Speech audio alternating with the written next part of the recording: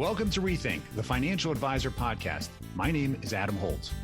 And this is Derek Notman. We are your hosts, both veteran advisors and fintech CEOs who challenge the status quo, question everything, and have fun doing it.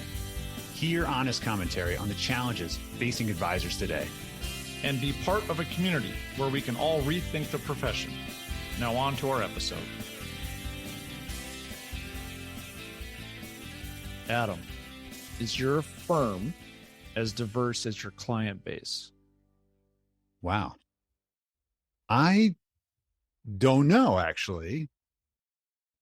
But I think my firm represents the decision makers of our clients. Ooh. What do you think? What about yours? I probably would answer the same way. It's almost a reflection of my firm. Which one drives which? I think definitely a reflection of the decision maker. Well, what about the next generation, the third generation, the fourth generation of your client? Or maybe the generation zero, right? The generation above our clients. We clearly don't necessarily look like them. I mean, isn't that what you're asking? Can we empathize? Can we connect? Can we relate to all the constituents of our clients? I think that would be a really hard thing to do for one person, right? But you mean a one-person firm? A one-person firm, yeah. But maybe to a level. Yeah. But I mean, this is a diversity question, right? That's what we're talking about here. It could be. It could be, I guess. I mean, could be beyond that, right? I mean, if you just said it right? You said generational too, right? Do you relate to the children and the grandchildren of your clients who will wind up being your clients? Maybe. Yeah, maybe's the big bit there. And I mean, let's face it, it's a lot easier to retain a client or someone that's part of a client's family than to try to get a new one.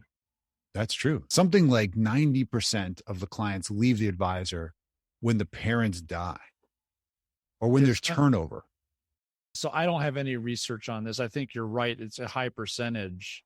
I have seen comments and heard stories of my parents died and my parents have used this advisor forever and I'm 30 and they don't understand me, right? I don't connect with this individual who tends to be a little older with a little bit hair, dad's golfing buddy. Dad's golfing buddy. I don't play golf, right? That's right. He was at my wedding, but he sat in table 42. I have no real connection with them. They didn't dance. They didn't really understand the music at my own wedding, but dad wanted them to be there. Right. I get it. Yeah. So that's an interesting relatability, but even talking about beyond diversity, because the modern client is changing, right? It's not this classic joke that we always make that dominating our business was white older men who played golf, right? Right. And the modern customer doesn't look like that. So the question is really an interesting one. Does our firms reflect or represent our clients to be, or maybe even the clients we have? Yeah, it's a really fascinating question. I think that when you look at it from a scalability perspective, a growth perspective, how do I maintain my practice? How do I stay relevant? How do I keep assets in the business? Things of that nature. It would be helpful to talk or look at a firm that's doing it and learn some best practices from that. I mean, we love examples. We talked about our last episode, right? That's one of the ways we learn. It's true. It's from true. Others, right? So yeah, well, I think it was great. That's probably a pretty good lead in for JR Gondeck. Actually, we had an opportunity to interview him. And if you don't know JR, he's a managing director partner at Hightower, obviously one of the largest RAs out there. He's a co-author, Family Value at Risk. And here's a gentleman who's created obviously a good amount of success, $2 billion in the AUM, 21 people actually on that team. So you can see they've got some level of scale. They've dealt with this, working with 4 generations of clients. His own history comes, like many of us, from either the wirehouses or the insurances. He's a Morgan Stanley Smith Barney veteran. And of course, like most of us, he started in the stock business and migrated into planning over time. MBA, Bachelor in Science Finance. So clearly comes from the business, but interesting to hear what he had to say about how he structured his firm and how he's learned over time how to meet these. Are you ready to hear this, Derek? Yeah, I thought this was a great episode and conversation. So let's jump in. So, JR, this is really great that you joined us. Thanks for taking the time to be here. What's your unique perspective of the financial advice market today? I think I've seen it all. When I joined the industry at 21 in my first career. And as you can imagine, I started as very transaction based. What in the movies, you're trying to sell this hot IPO. It was really transaction, mail to mail, building up money, building up wealth, all from that aspect. And I saw it as that way. Our business was always kind of fiduciary style where you're a fee for management, but spending my first 10 years at Morgan Stanley at the time was heavily transaction based. And just to see the evolution. So I spent 10 years at Morgan Stanley, now 10 years at Hightower. You just see the evolution to go overall in the industry from really transactional to more fee and planning based. There's a long way to go, probably still in a lot of the industry, but it's been a great evolution to see it get to a better way, I think, in a lot of ways. I'm sure you've got some fun stories from your early days. Tell us, JR, what would you say is a missing opportunity or challenge that financial advisors, even our industry, aren't seeing or facing currently? I think one of them that you see is, as I talk about concept, giving up to grow. And I think a lot of times what happens is you want to do it all yourself and you get to a comfortable level of business. And then you're fine with the 9 to 2 schedule and work things out. And it's really hard to bring some junior people in your team along, give up maybe some short-term compensation to train them along the way because it's hard.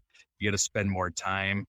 But then what you find is the more you give up, the more that grows overall. And I think that's a big struggle for a lot of practices. And it was for our business, but my mentor was very much of that mindset to invest in me and others to grow the overall business. And it's just hard because it's easier to do it yourself as opposed to taking that extra time to give up some short-term compensation to have that bigger business long-term. Yeah, that's interesting. We've talked about that a couple times about the mentorship and how we bring the next generation in. I'd be curious though, you mentioned giving up short-term revenue or capital to make that investment again in your practice.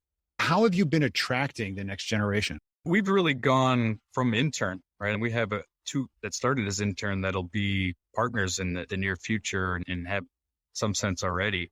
And we find it that way. And it's hard because I think the industry too continues to be very male dominated overall, which is a change I would like to see overall. My team overall, more than half female and male dynamic.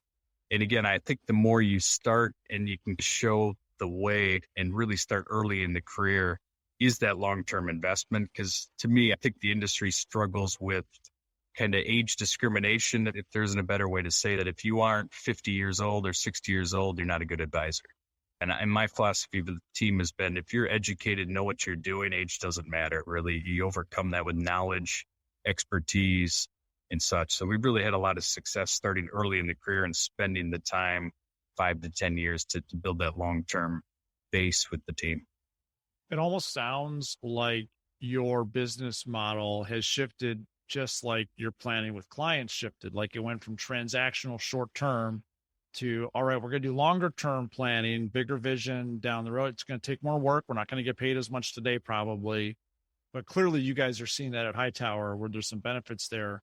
And I like how you mentioned that you're really focused on making it more equitable from a male female perspective. You've got to see some unique benefits by doing that versus others that aren't.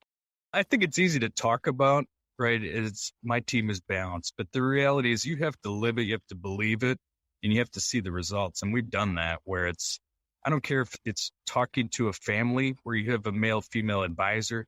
If it's planning to grow your business and you're planning for the next few years with your business, hearing both perspectives, it's invaluable. And again, not that the old way that was heavily male dominated is bad. It's just having the balance and listening and combining the two is just a better way overall. You get better results for your family planning and you get better results for your business as well. It almost feels duh. Right? Like when you say it like that, yeah, it makes total sense. Why aren't we doing more of that? And we talk about intentional inclusive communication, and it's just a better way overall for both families and as you bring up the next generation, because I think so many times the older generation looks to the next generation and it's that old mindset. I walked in the snow uphill both ways to school, and the next generation has it so easy compared to what I had to do. And it's that mentality that you need to overcome as you're thinking about whether it's your kids or the next generation of leaders and team members, because it's just that mindset I think that you have to overcome that. But again, if you invest and have the proper structure and share the equity in your practice or the cash flow in your practice, I think you get that long-term buy-in to overcome that both ways in the snow uphill. That's really great. I mean, you think about all the mentorship that we're all trying to do, all three of us actually, to help advisors lift them. Are there specific action steps that you think someone could put into action today or tomorrow in their practice to start approaching this ideal that you mentioned here? Transparency is the biggest thing I've found over the years, which is tricky, right? There's good and bad with transparency. The more you share, the more questions, the more challenges you can get over time that come with that. But I find the good outweighs the challenges that you have over time. And again, it's the other thing you find is that the more transparency you have as you're learning the next generation, there's more buy-in. And the reality is they know more and are going to be more helpful to grow. And then as the leaders of the team, you could step back over time because you've spent the time to cultivate the next generation. And it's a win-win long-term. And that's what we found. Definitely actionable. I hope that advisors are listening to that because I think it is a long play, but it's certainly worth the effort. And clearly you guys are seeing that benefit on the other side. Since the pandemic, so much has changed too, whether it's overall business planning, because being stuck at home for the last couple of years, more or less, has tired a lot of people out. And when you're thinking about your team to have that long-term, it is a work-life balance. It is a health balance, because the better you feel, the more productive you are. And I think a flexible schedule and other things are just critically important. We tend to work with half-day Fridays and work from home Monday and Fridays to allow that recharge and rebalance.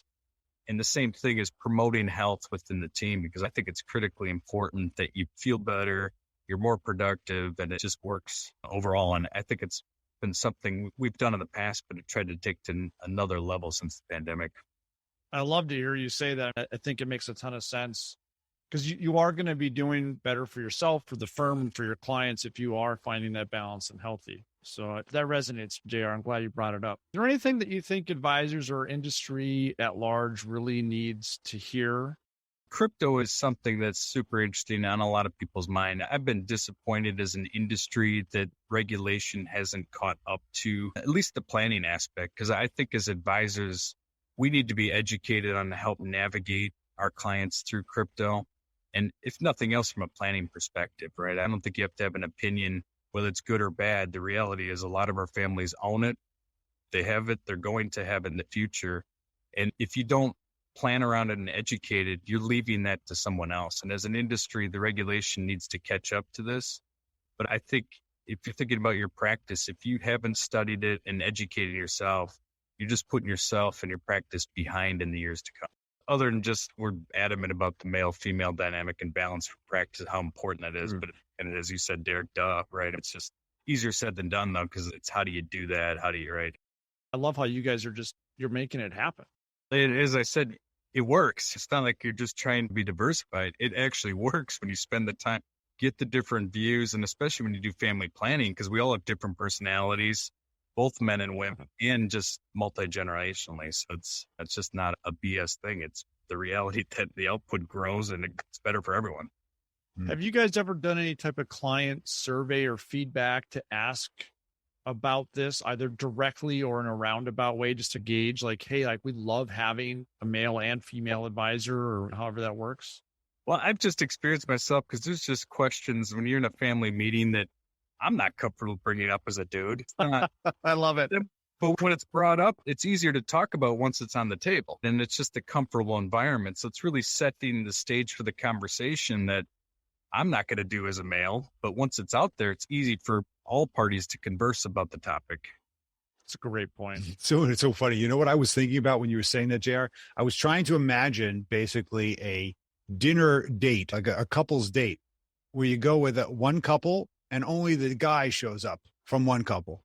It's not the same dynamic, right? I mean, you're going to talk about golf the whole time, and someone's going to be left out or whatever you talk about. But the point is that's it's clearly awkward. So I have a question. Are you saying that you have a standard that there is a male and a female in every interaction or planning interaction? Planning that interaction, we try to. In our larger families, we have 3 advisors working them for the balance, the work-life balance, and then continuity of information.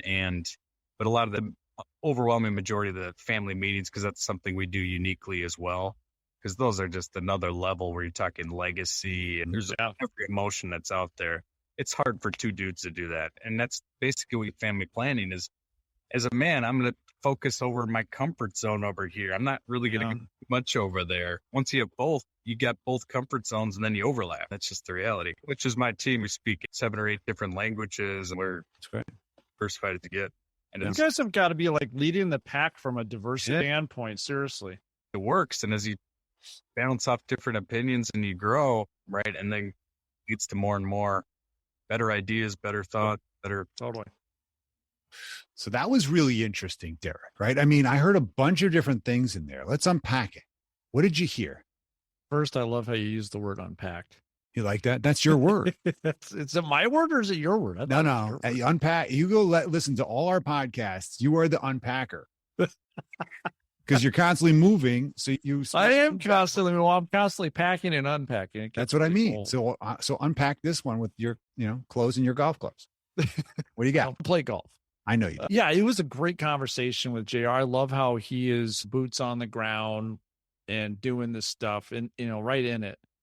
And it's cool, because he started stock picking, right? Like I envision a boiler room situation, a ton of young guys, left and right, Wolf of Wall Street type of stuff. And he's made this great transition, as he even talks about, this male to male dominated transaction-based dynamic where now they're using a diverse teams approach and leading with advice instead. I found that was really interesting. And you look at the numbers, $2 billion in AUM. They've got good work-life balance. They've got 4 generations of clients. It sounds like their diversity is clearly aligned with the diversity of their clients. So I thought that was really cool. I like how he jokes about, hey, like some dudes just shouldn't ask that question right in a client meeting. And he brings up a really good point, though, that sometimes it's really important. Well, I would actually probably argue most times you need to have multiple perspectives, male and female. And I like how he talks about that and how they make it a point to have multiple advisors involved in a relationship. And sometimes it's just easier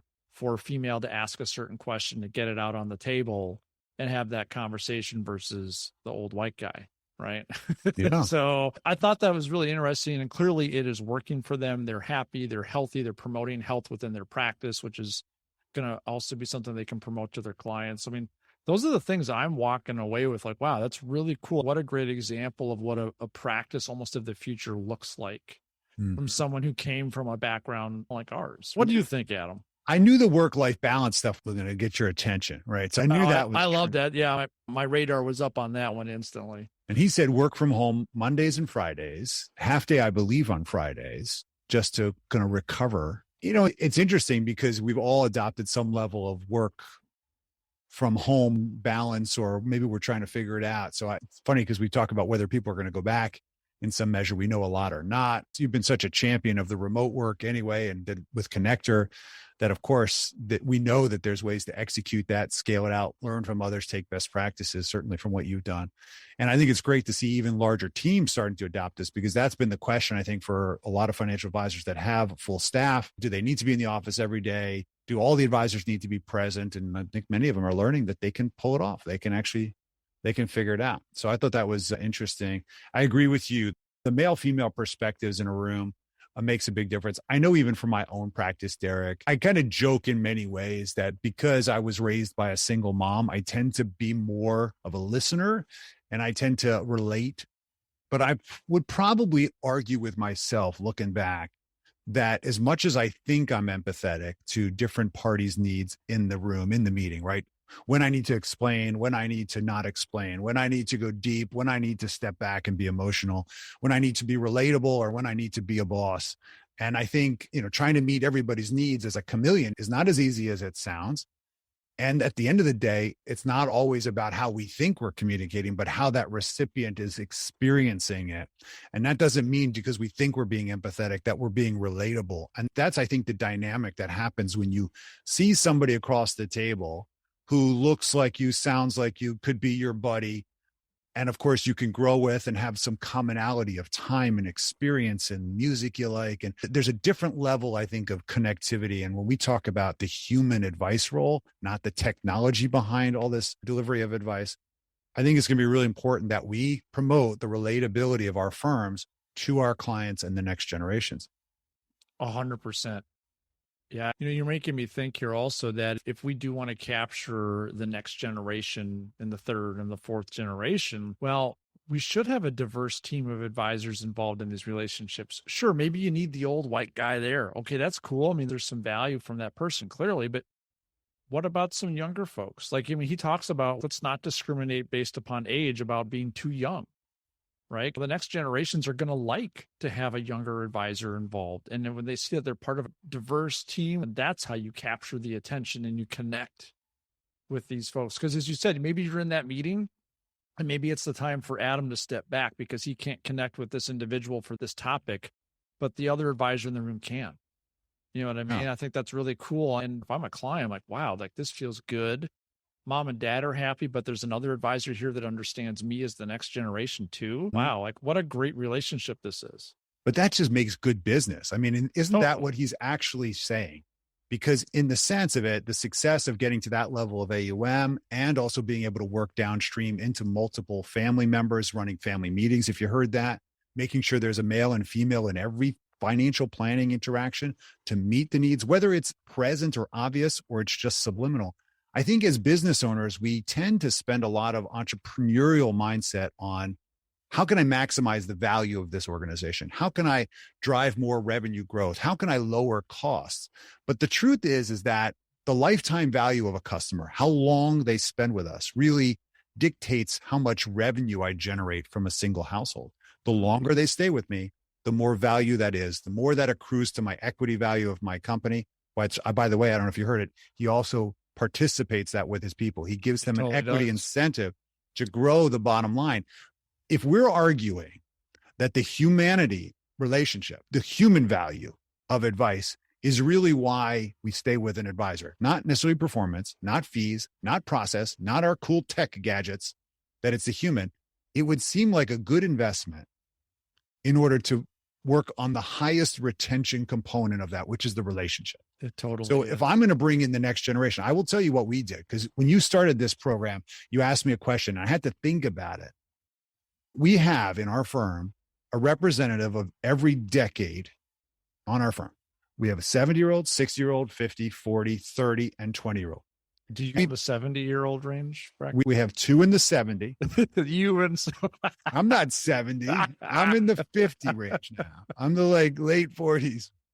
I know I don't look like it, but thank you very much for that compliment. So you've got how many decades do you guys have? We have 5. That's amazing, right? So you're doing it, right? We're doing that. Where we're failing though, is we don't have females on the advisory team. We have, our firm certainly has 50-50 male, female, but on the advisors, that's where we have really dropped the ball.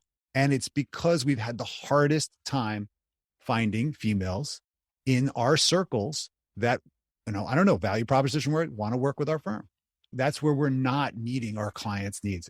After listening to this, yeah, it's really, we're assuming that we're empathetic enough as advisors to meet the needs of our female customers, but we don't have anyone on our team that has a similar experience. It's all anecdote. Yeah, right. Well, it looks like you know what is on your game plan for. Oh, I know. Yeah. That's really interesting. It's an interesting challenge that you have too.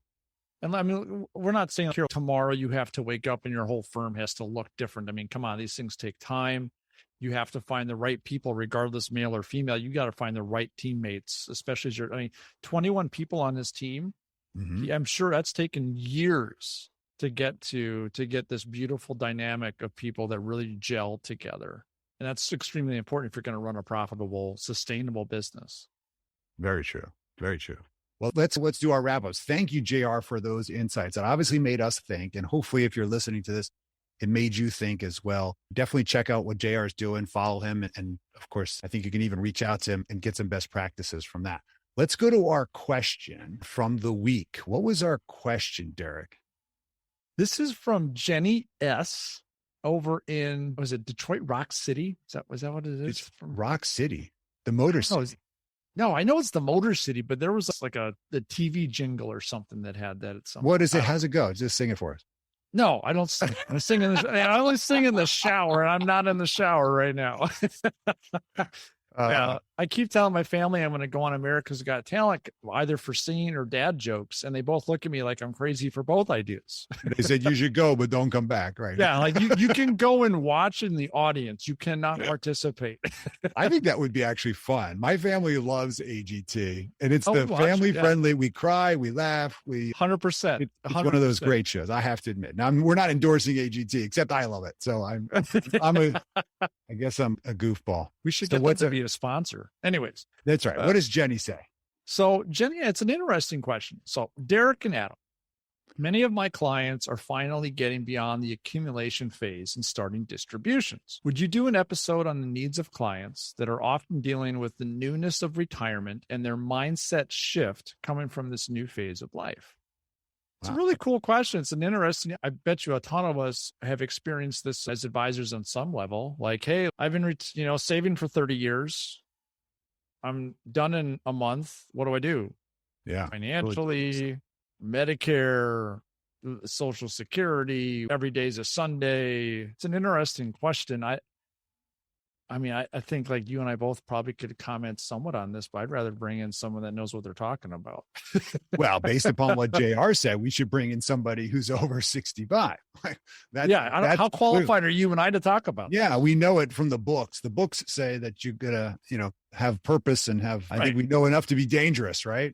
We should talk about distribution rates but the reality is that retirement is much different than the textbooks read, right? And so we're obviously not retired. We've helped a lot of people do it, but I think it's important for us to rethink this one. So we have a couple guests that are going to join us actually for our next episode. So make sure you check that out. This has been really fun. Any closing thoughts, Derek? Yeah, man, I'm loving rocking this with you. We're just continuing on this fun journey. And I hope all the folks listening to us are having a good time. And remember, subscribe, listen, recommend, send us a note. What do you want to hear about? This is for you folks. And we're willing to ask the tough questions that maybe others are not willing to ask. I think so. At least we think so. I don't know. Yeah. And you write us a review too. Don't forget that one. We have to write. That would be cool. To write reviews.